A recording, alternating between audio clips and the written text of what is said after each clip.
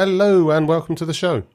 I'm your host Jason Knight, and this episode is part of a special triple bill where I talk to some inspiring women in product about their journeys, challenges, hopes and aspirations. Now I'm sure there'll be some people who complain, hey, what about men in product? Where's the organisation for them? And of course the answer is, there is one. It's called product. Women are criminally underrepresented in tech and product, underpaid, undervalued and career restricted pretty much across the board. Now I appreciate that it's a bit rum of me, a middle-aged white straight cis man, bringing this message, and I agree. I've never been discriminated against in my life. But if I can be an ally and use my voice to help amplify those of others, I'm all in. I'm not expecting to change the world, but all of us should be doing our very best to effect change, one conversation at a time. I shall do my very best to avoid inadvertent mansplanations or correctile dysfunction. In this episode, Ruler of the Skies, I speak with a diversity champion and woman in product chapter lead about her journey into product management, how she's trying to build more inclusive products for everyone in the world, and why being a mentor has taught her as much as it's taught a mentee. So fasten your seatbelts please, for one night in product.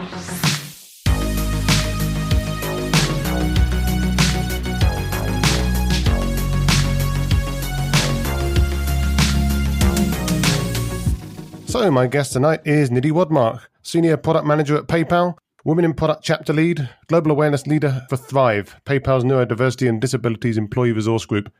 Also hates people who name drop, so I'll do my best to keep all my celebrity friends under wraps. Hi Nidhi, how are you doing tonight? Oh, very well, and thank you. That's quite an introduction. I should have you introduce me at every meeting too. Yeah, if you need like an MC or something to introduce you in meetings and any other gatherings when we're allowed to gather again, then I'm absolutely fine with that. There you go.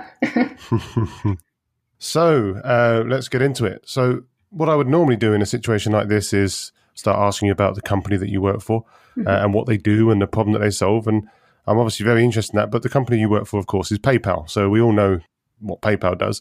But what do you do at PayPal? So you're a senior product manager, I believe, in customer service, customer success and messaging. So what do you work on day to day? Again, thanks so much first, for having me on this podcast and the opportunity to share some of what I do at PayPal and other things that we'll go into.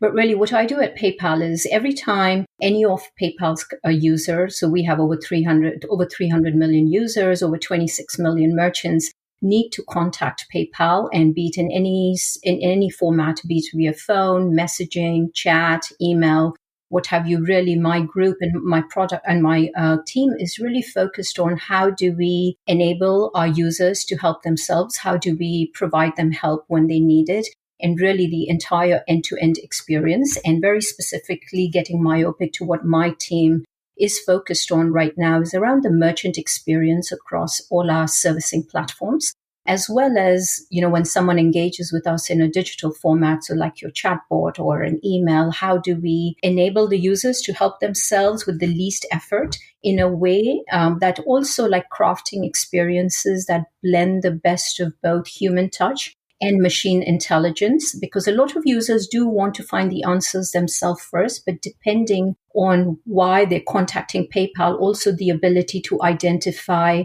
how do we best help them, because when someone is contacting PayPal, it's usually because there's money associated with it. And we all know when something's tied to your money, emotions are very different than versus when you're shopping for something. So really being cognizant of how do we help our users and our merchants be successful. And when they reach out to us, how do we treat every customer like they're the only one? And that's really kind of what we do on a day-to-day basis, is keeping that myopic focus on customer centricity and making sure that every decision that we make starts by customer understanding, as well as including the operational decisions. So very customer centric. That's the path where we're trying to get to. And as you know, we humans are very complex creatures, and the way we do things changes drastically. So it's also really staying on top of what works, what doesn't work. PayPal is the products that my team builds and services is in over 200 countries, over 26 languages, and continuing to grow. So how do we keep this global focus, but also prioritize locally? Yeah, so that sounds like a really wide-ranging role and working on a lot of different touch points. How big's the team then that you're in? Well, our entire org that is very focused on self-service strategy is on the product side. We're about, I think, the entire org, including engineering and various groups, is I would say about 30 to 40 people. But my immediate team that is working on these products is not very large.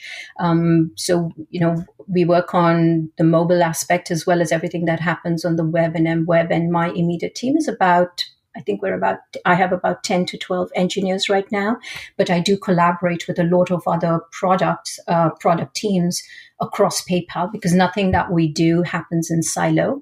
As you know, any organization, there are lots of pipes and nuts and bolts that have to come together in order to really give that seamless experience for the user. But my immediate team, I'd say we're under 15 overall.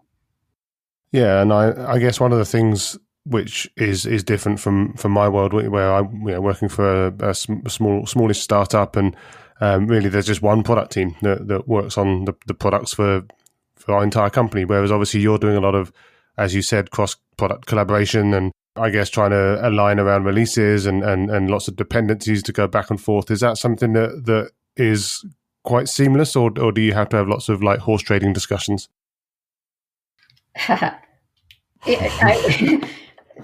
Nothing is seamless, right?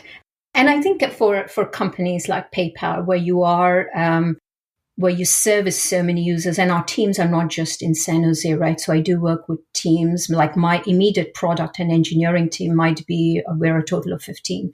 But everything we do, so for IVR, like your phone would be another team. If I want to gather analytics, that might be another team. So it is multiple teams spread across globally. And I think this is where, right, I mean, in any large companies, this is really where product really comes into play because it's less about just solving the problem. There's so much that goes into first understanding the problem, right? And I think product managers don't really spend, at least the great product managers, you don't just spend your time on solutions. But it's really understanding that forest view and then also trying to figure out which tree or which tree works best in that larger forest. So it is a lot of collaboration across teams, across different time zones, different cultures, different platforms. That is part and parcel of our day-to-day work that I think almost every product person at PayPal, that's the environment we have to work in because we just service users globally and we have teams that are spread across globally as well. Absolutely. Now, speaking of some of the things and initiatives that PayPal are sponsoring and around more kind of well-being and mental health and specifically diversity, I understand that you are the global awareness lead for Thrive, which I did a bit of research on. I understand that that's an employee group, which is mainly focused on neurodiversity and disabilities. Yeah. So it sounds like a really important job and a really important initiative, but what do you actually get involved in sort of day to day or week by week in that initiative? Yeah. So, at PayPal, we do have like employee resource groups that are focused on different issues, right? And I am part of a global committee for Thrive. And it is focused on, it's an employee group that's looking at neurodiversity and, both in terms of raising awareness and how does PayPal also become a truly inclusive place for everyone. So this is again, I think for those of us that get involved in ERGs or lead this, it's in addition to maybe what our day-to-day jobs are. The group that I'm in, I think every level of management, the entire management team is very supportive of these things that I do outside of my day-to-day job. And I think that makes it also much easier because it's so really, the 4 pillars of PayPal are innovation, collaboration, inclusion, which is around respect and value, uniqueness, and wellness. And Thrive it aligns so well with these pillars that PayPal has in mind. But it's also, as a company and as a group, we're focused on building awareness, collaboration, engagement with the end focus of PayPal truly being an employer of choice that is inclusive of all and where everyone feels they belong, right? So my role with Thrive is is part of the work that's underway in the work that our different ERGs do, but also aligns with this pillar of PayPal, which is focused on inclusion. So on a day-to-day, I won't really say, well, there's a day-to-day task, but the role that I'm playing right now, really, I mean, neurodiversity is really a unique approach to thought. And even within our organization, it's, we have strategic pillars that we're starting to focus on and what we're going to continue to work on. And my role is really, I mean, we can bring about change, but change only happens with awareness. So the step one is to build that awareness, both internally and externally. We do partner with other companies, both to share best practices as well as learn from other organizations. And I think it's really based on this premise that, right, neurodiversity is really a unique approach to thought. And when I say we, it's like you and I and others, we're lucky that we get to work with regular people with hidden extras and really changing that lens of, it's not a disadvantage, but rather an advantage. And I think organizations, in the US and I think even globally, they've recognized that diversity is crucial to business success. However, the focus for many years and has continued to be largely centered around gender, age, race, and etc. Right, and I think the idea of neurodiversity, which is really welcoming people who think differently, has taken off recently. And I think part of it is awareness. I wasn't. For me, it's a way of learning. I wasn't so aware of what neurodiversity means perhaps a year ago. And it was all, again, a series of events that led to my interest in the space. And also, I think, like I said earlier, right, I think I'm very fortunate that at this point in my career, I find myself at a company like PayPal because we are very, it's not just talk, it's not lip service, but really there are, you're in the midst of people and an organization that is supportive of what do we need to do? How can we do this to truly become a place that is inclusive of all? And I think in terms of neurodiversity, right, I mean, from a business perspective, why would it be a business imperative too? If you look at according to the WHO, I forget which year, in their latest report, the data is that 15% of the world population, or 1 billion people, have some form of disability. Now, irrespective of whether someone thinks whether this is the right thing to do or not, I think for any business, if you look at it from a business perspective, it would be foolish not to be inclusive of everyone in the world. PayPal, all our products are used by people globally. So if we not just hire people and build a work environment that is inclusive of all, but that also brings in new perspectives and new ways of how we build our products, because now when you have different perspective and different voices at the table, I think that's the whole beauty of product management, right? It has to start with the customer. And our customers are every person in the world globally. And that includes this 1 billion population. So if you're not intentional about inclusion, I think you unintentionally exclude. And I think neurodiversity, these ERGs enable us to raise awareness internally as well as externally. And I think it then also translates into the way we hire, retain, build a work environment. And that translates into the way we build our products and services, which then translates into the customers we can service. So if you look at it, I look at it, it's a win-win for all. It's a win for an organization. It's a win for an individual. It's a win holistically. We all want to live in a world that is inclusive of all. And it's not just because it's the right thing to do. It is, of course, but from a business perspective too, it's also how you grow, how you innovate. So I think there are all these other things that come into play as well.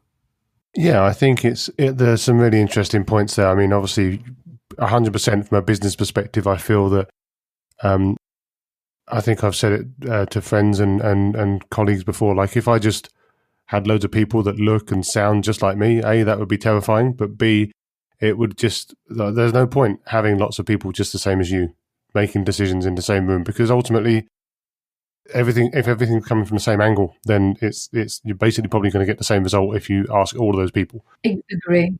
Aside from things like groupthink, just the general kind of philosophy that these people have is going to be the same. So I think that having as many diverse opinions in the room is or should be table stakes these days. I agree. And I also think it's about common decency as well. It's like ultimately, I spoke to an autistic product manager a few episodes ago. Was talking about some of the challenges that he has in the workplace, and people that just don't get him. And of course they don't. I don't necessarily blame them for not getting him, because if they don't know, then they're not going to know. But as long as they've got the kind of the mindset that they can actually learn about that and try to improve, then that should, as you say, be a really valuable thing. Because I just don't think it's right that people who have kind of different conditions that they didn't ask for should be treated differently based on ignorance. It boggles my mind. Yeah. No, and I think, like I said, right, I think we are the lucky ones who should say, great, I get to work with this person who actually brings a lot of, they have these hidden extras. And I think it's really about changing that lens. I think disability in general, there's a stigma associated with, I grew up in India, very different what it was when I was a little girl, and, how things are changing doesn't mean that it's become a lot better, but we're getting there. And change happens with awareness. I myself was quite oblivious to the word neurodiversity up until about a year ago. And I think my journey into, I want to learn more about this. Of course, there are a whole lot of personal reasons, but also, I'm the one who's ignorant, started with that. And, like you said, we learn by talking, meeting others who are not like you. My husband is from Sweden, I'm from India, two extreme parts of the world. And in every home that we've owned, we have like the world map in our kitchen. And part of it was also, it was a lesson, I think, also for our children to say, it's such a big world. Where you live is just a tiny window. And I think when you start become intentional about the way you look at things, why it's important, I think it becomes a way of life. And from a work perspective, I'm a product manager, right? Not just at PayPal, but this is what I've done throughout my career. And it goes back to, PayPal can service every single human on this earth. Our mission is to democratize financial service so that no one is left out from doing what they want to and everyone can be successful. I think the need for us to move out of our little comfort zone and grow and learn from others who are not like us is, I think, how we will continue to truly be global and build products and services that anyone, anywhere should be able to use. 100%. Another thing that you are also involved in is women in product. So I follow them on Twitter. I think it's another, for many of the same reasons that we were talking about, that it's a fantastic mission separately. Obviously there's a big problem with opportunity and pay and everything like that in workplaces in general for women, as well as obviously specifically in tech. So what is it that you yourself do with women in product? Well, I am a woman in product. Yes. And I think, it's a space, just like in tech, increasingly you see less and less women in product, right? And just like we don't see as many women in tech. And there are a whole lot of reasons why that is happening. But more than that, I think the women in product, my introduction to this organization happened about 3 years ago. So I'd go to a lot of conferences and I'd attend other events, and most often than not, it was more men than women, except for, I think there's another conference called Women in Tech, and it was very heavily, the audience was there. And the talent is everywhere, but I think the opportunity is not, right? And I think women in general, I'm also involved in some other work, at PayPal. And, the larger picture is that women are over-mentored and under-sponsored. And when we built product, women in product for me, it started off like I attended the first conference and I was just blown away as to the energy in the room. I was like, gosh, it's difficult to describe it in words, right? And the organization is really focused. The mission is that how do we bring more women into the workforce? How do we grow more leaders in this space? And also so that we learn and grow and we amplify each other. And it goes back to if I have to look at nitty gritty, like how does this apply tactically to my work? Again, it goes back to the way we build products and services should be inclusive of all. I don't know about you, but I do manage a lot of finances in our home. So if the team that's building that is completely unaware of how a woman would do things, or how a girl may look at something, or how a different person may look at it, you miss out on a large segment. And I think women should be involved in everything where a decision is being made, because I think we're also users. So it was the mission of the organization, and it's just grown instrumentally since my first attendance at the conference. But I also live in the part of the Bay Area where in traffic, it's not fun to commute. I attended one or two events, and I had to have the luxury of time to do that. And we didn't have a local chapter. And I was like, well, we'll just start a local chapter. And I wasn't quite sure what the turnout or reception would be. But I now have 2 co-chapter leads. And we were amazed because when we hosted our first event, which was in partnership with a tech company in the Bay Area, we were sold out in a matter of 2 weeks. We were afraid, I don't know if we will get even attendees or not. And we every seat was booked. The panelists were, again, 4 amazing women who built products in 4 different industries. The NPS score was close to being perfect. And we also realized there's a need for it, a need to have the space to share, to grow, to learn, and to support and elevate each other. And I think that's really, women in product as an organization. It's to increase diversity and inclusion in product management. Yeah, it's interesting that when you're saying about building products for people, and obviously including women, because women will be using the products. And it reminds me of a book called Invisible Women, where the author was talking about how so many things just assume a default male. Yeah. And like to the point where I think one of the examples was there are ways that, for example, a heart attack will basically manifest differently in due to female physiology versus male. But the kind of the checklists are all basically based on the male symptoms. And there's like like phones, like mobile phones, like they're all basically designed for a man-sized hand, and it's just ridiculous. And then obviously you get the other crazy examples like the Google image detection AI, which was detecting not women in this case, but like detecting black faces as being monkeys instead of people, because it presumably just had such terribly biased training data that it just didn't even get close. And you like to think that if you had one woman in the room, like testing out the prototype of a phone, just one would have helped, right? Or one black person in the room when they were training those algorithms. It's just like, it just seems like a really crazy thing that this is still something we have to talk about. And I know we do have to talk about it, but it doesn't seem that that should still be a thing that is in any way controversial. Yeah. No, I agree. I mean, and I think be it women in product or the work that we're doing under Thrive or so on, right? And kind of like you said, your users are very different. I worked in e-commerce and I worked in healthcare very recently, right? And once you work with physicians also very closely, I mean, it's everything else in terms of impact pales, right? But it's whether you're building something in healthcare or e-commerce or even at PayPal, if you don't have that different perspective at the table, we all have biases, right? I mean, every single one of us has biases. I do too, in spite of, I have this world map, and yes, I live in a home where it's this confluence of East and West every single day. And in spite of that, these unconscious biases, they show up and we work on it. And I think the best way to work and continue to improve on it is when you consciously also become intentional about it, right? And the work that we do either through women in product, why there is a need and the conversations need to happen, I think are increasingly more and more. If you look at the data from the latest McKinsey and Lean In report, or I think Christine Lagarde recently in an interview talked about the impact of the pandemic. The ones that are impacted most are women, those with disabilities, right? So how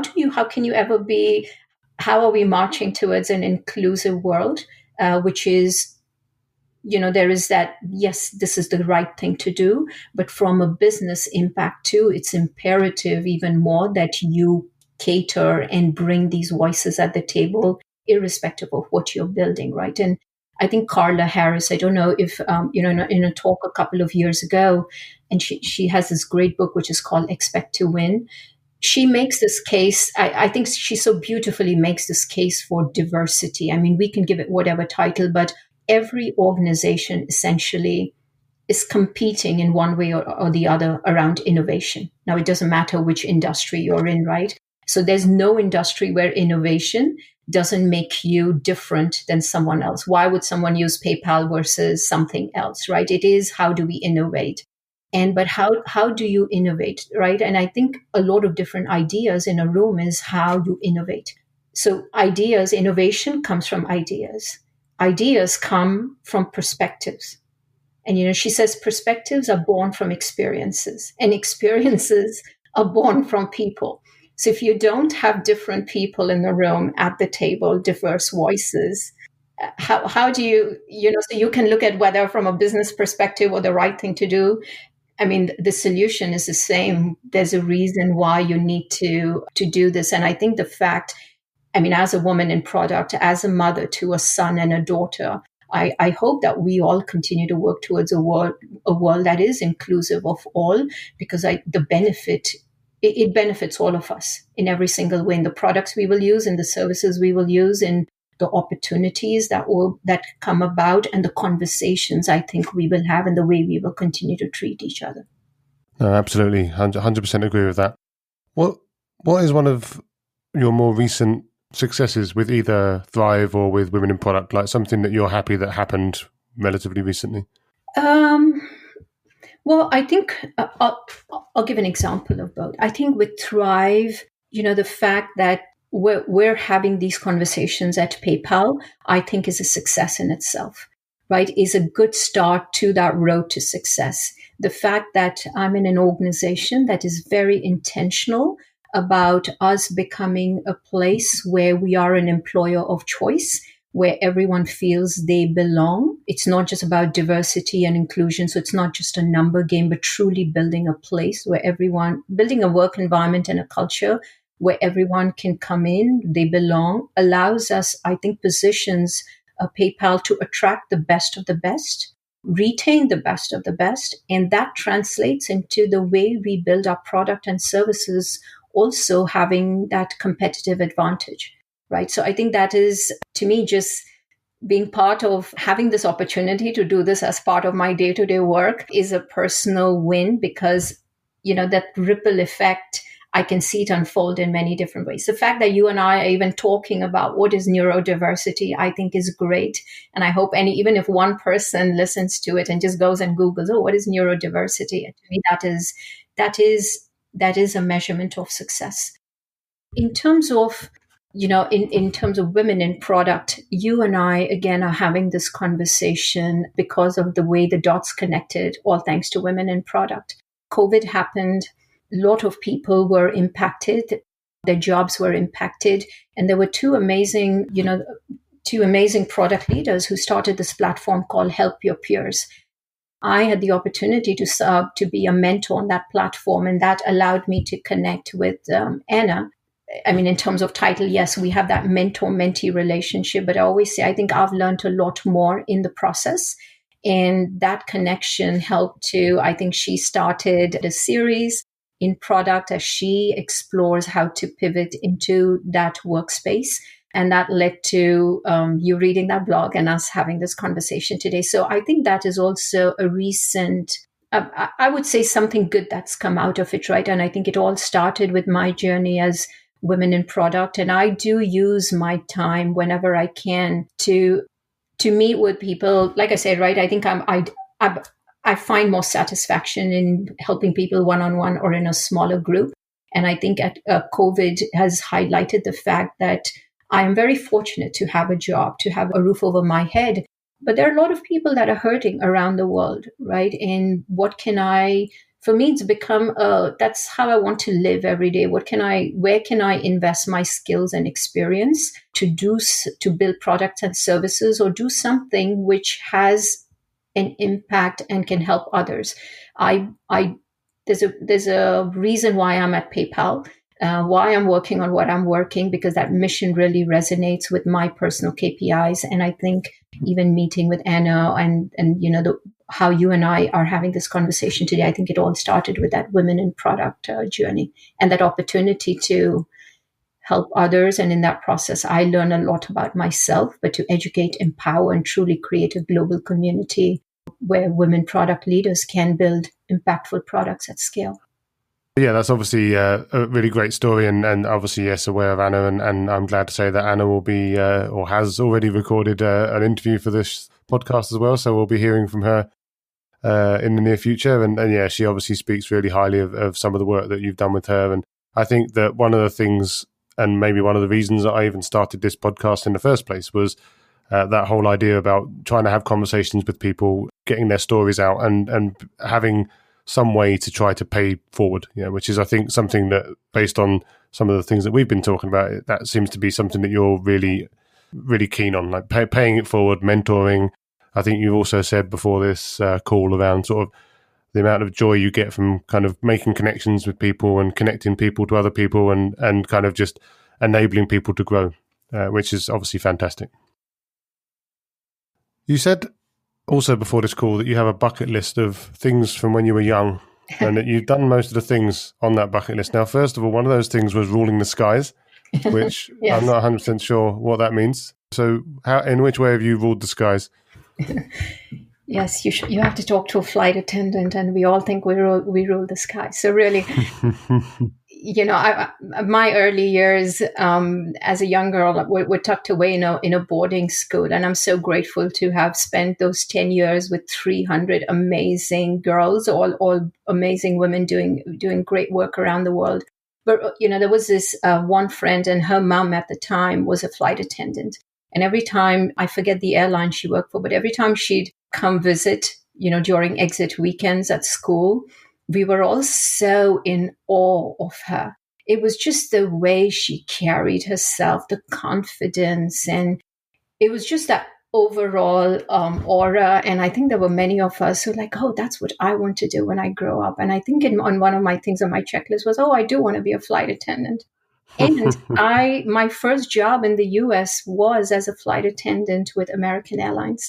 I was told I was their first Indian flight attendant. I have to validate the veracity of that statement. But, I had a full-time job. I was working at a startup during the week, and I was able to work as a flight attendant over the weekend. And it was wonderful because, again, I was new to the country.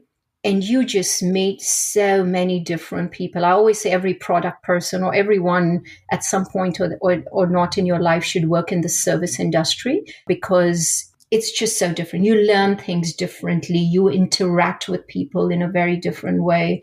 And I remember, when I did the weekend flights and you make the announcement in first class, and then you walk down the aisle and there were a lot of people who'd be like, wait, like you speak English? And for me, it was also realization that the country is so wide, and for a lot of people, perhaps going from one state to another may be like the vacation of the year, right? So for a lot of people, maybe India was a word, or they'd heard about the lions and the elephants, because a lot of stories, articles around that, but probably never met one in person. And this was several years ago. So it was quite it was a wonderful learning experience. But yeah, I think that was a check mark. Oh, I did that as well. But it all started with a wonderful friend's mom, I think, who had a lot of us wanting to like, oh, I want to do that. That sounds so cool. But I think it was her persona. She just came across. She was always so elegant and so confident. And yeah, I think she left quite an impression on a lot of us. So I'm really glad I got to do that when I came to the US. I still have friends who are flying, some who've moved on to other careers, but it was my introduction to the United States of America. It sounds like a good start and set you off on the right path. But what on the list have you still yet to tick off? Like the main thing maybe that's still on your list that you still have as an ambition?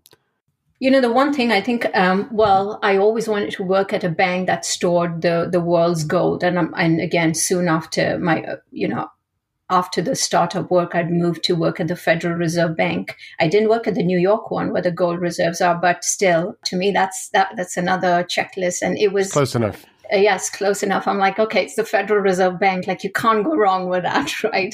And I worked at the time when Janet Yellen was the president of the Fed. So just so many amazing things with that as well.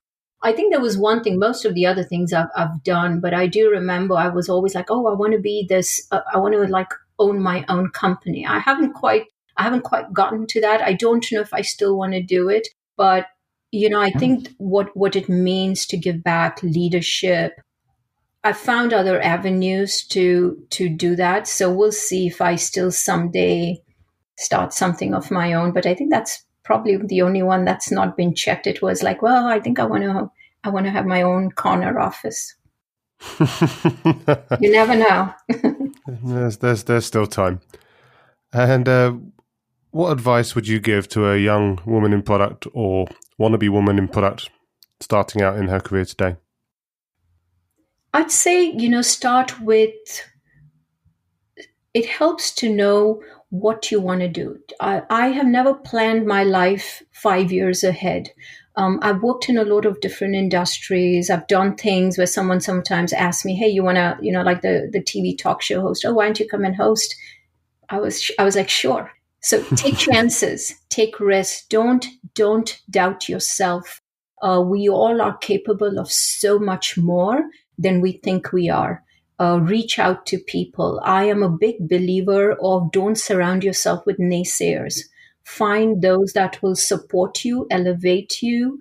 Reach out, learn, be curious. And if there are too many people saying no, then maybe you're just not in the midst of the right people. So be very conscious of that. I think for a lot of because ever since I put PayPal on my LinkedIn profile, I do have a lot of students or aspiring product managers who reach out. And it's understandable. What I love is some are so confident, but there's also this thing of, oh, I don't know if I can do this. Maybe I should only apply for a junior role. And my first thing is forget the word junior. First, figure out what you want to do. I mean, don't just say, oh, I want to do this because it's the coolest space to get into. It's a lot of fun, but I think kind of find out if does this align with how you want to spend your day in and day out, connect with others who are in the field. And really, I think the self-doubt, find those that will tell you everything that you're capable of, focus on your strengths. It's good to know your weaknesses, but it doesn't mean you have to refine every weakness. See what works and, really, we're all capable of a lot more than we think we are. I think really keeping that in mind all the time is important, because self-doubt is terrible. It's good, but don't let it diminish your hopes. Yeah, I think there's this careful balancing act between kind of being really self-aware, which is obviously great, but also falling foul of imposter syndrome and just imagining that there's no way you can do it. I personally imagine that it's not hit me in this way because I'm not a woman, but like if I'm a woman coming up into tech, that there's going to be a lot of people either consciously or subconsciously assuming that I'm not going to be any good and projecting that onto me. Yeah. And I guess that doesn't make it any easier. And that's where organizations like Women in Product can really help to, as you say, support and amplify these voices. So 100% happy to see that going from strength to strength. Where can people find you if they want to carry on chatting? Well, LinkedIn is a great way. So, just search. It's Nidhi Wadmark on LinkedIn. I am on Twitter at Nidhi Wadmark. Depends. I'm not always active on the platform. Again, it goes back to how much time I have. What do I want to do? But that's another way to get hold of me. But LinkedIn is a good way to just reach out and connect. I will add your link to the bottom of the show notes, and hopefully you'll get dozens and dozens of excited people flooding to your door asking for your advice. Maybe we shouldn't put it out there then. Cool. Well, that's been really fascinating and great to dig into some of your background and some of your stuff you've been working on. And obviously, let's keep in touch. And thanks very much for spending the time. Absolutely. Thanks so much for having me. This was a lot of fun. As ever, thanks for listening. If you've enjoyed the show today, I'd love it if you left a review, shared it with your friends, subscribed or followed the show on Facebook, Instagram or LinkedIn.